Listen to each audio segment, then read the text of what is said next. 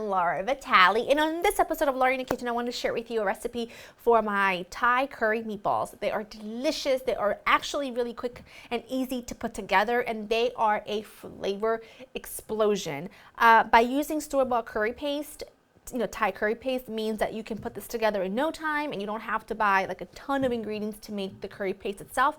But if you already have things on your pantry like lime leaves and like Thai chili peppers and things like that, then you can make your own curry paste. So let me run you through the list of ingredients of what you'll need because it's not very big, but they're all the right ones.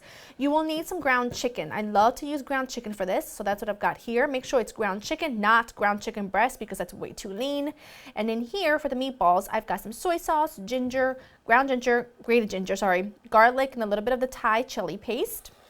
I need some breadcrumbs, egg, a little bit of salt. I've got more chili paste here, onion, garlic, fish sauce, and then here I've got full fat coconut milk, and I've got a little bit of chicken stock, and you'll need a little bit of light olive oil, avocado oil, neutral oil, whatever, just to sear the meatballs in. Easy and simple. You're going to finish this with some lime juice and some fresh cilantro, and it is amazing, and you'll love it. So let's run through and make the meatballs. Very easy. You want to give these meatballs a lot of flavor, so this is where this magical mixture comes in. I got the soy, and I've got the ginger, I've got everything in here that's going to add lovely flavor. Not a lot of fat, which is good if you're into that kind of thing. If you want to keep this low carb, paleo, Whole30, then leave out the egg and the breadcrumb. But when I am working with ground chicken in terms of making meatballs or ground turkey, I always like to add egg and breadcrumb because I think it keeps them more plump and moist and they don't dry out because it's a lot leaner than, say, ground beef. But if you, like I said, if you don't want to use it, then leave it out. So, breadcrumb, and then need an egg. These are our eggs. Look how beautiful. I always like to crack it in a separate bowl. Add that right in, and along with a good pinch of salt because I didn't add enough soy to make this really salty, just to give it the balance of flavor. So now what I'm going to work on is forming my meatballs. How big you make them? Well, honey, that is all up to you. How big do you want your meatballs to be? I actually think that keeping them quite small is nice, but hey, you do you. And you would be so surprised at how fast these cook and how much flavor develops in just a short time that the sauce cooks with the meatballs. Really yummy.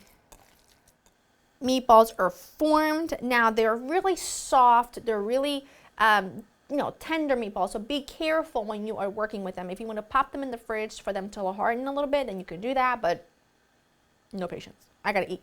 Large skillet. Now my skillet's really large, so I'll be able to cook all of my meatballs in one go. A little bit of neutral oil.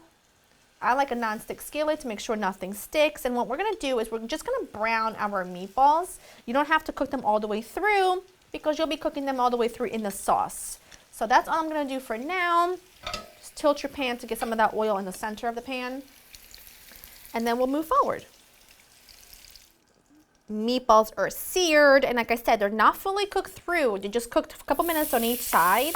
And now in the same skillet, I'm not going to add any more olive oil or any neutral oil because there's just a little bit left, and it's plenty just to saute the onion and the garlic. Now at this point, you could also add some bell peppers. That would be really lovely here, but for me, I feel like the bell peppers just like overpower everything, so I'm just sort of cautious about how I use them. Plus, I'm old now. If I eat bell peppers past 7 o'clock, they repeat. Am I the only one? Let me know down below if you're like me.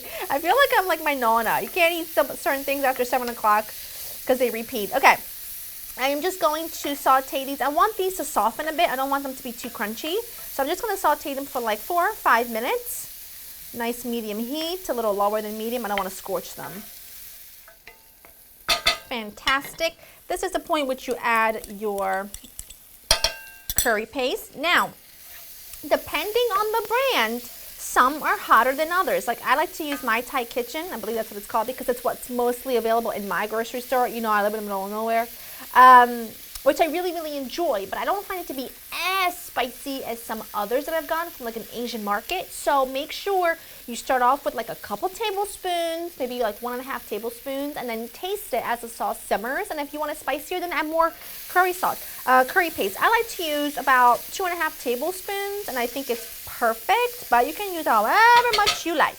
Now to this, and like I said, this has a ton of flavor. It's got coriander, lemongrass, chili, so much goodness. So I'm not going to need to add anything additionally. All I'm adding now is some full fat coconut milk and a little bit of chicken stock. Now please use full fat coconut milk because it's just thicker, it's richer, it's truly unbeatable. So what I'm going to do is once this comes to a boil, which will be just in a few minutes, like in a few seconds really, once it comes to a boil, I'm going to add, oh, my fish sauce, oops, fish sauce in.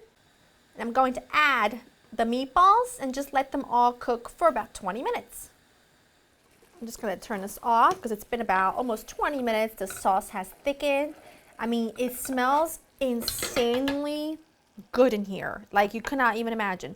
So now you just finish it with some fresh cilantro because it needs it. So don't keep this out. A little Thai basil would be great in here too instead of cilantro, but it just needs a little freshness. And just a squeeze of lime.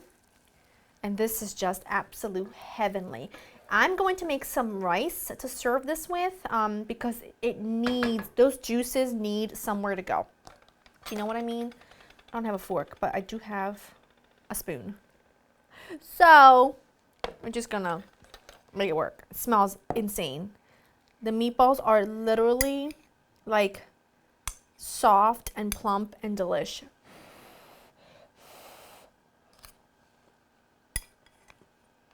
Oh my goodness. Divine. Absolutely delicious. I didn't add any additional salt to this, to the sauce, because I use a little bit of chicken stock. But if you feel like it needs it, then by all means add a little salt to it. But this is perfect. It's like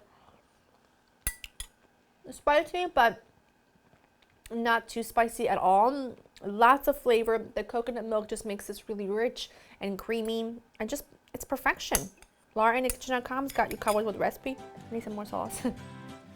I hope that you've enjoyed spending time with me, and I will see you next time. Bye.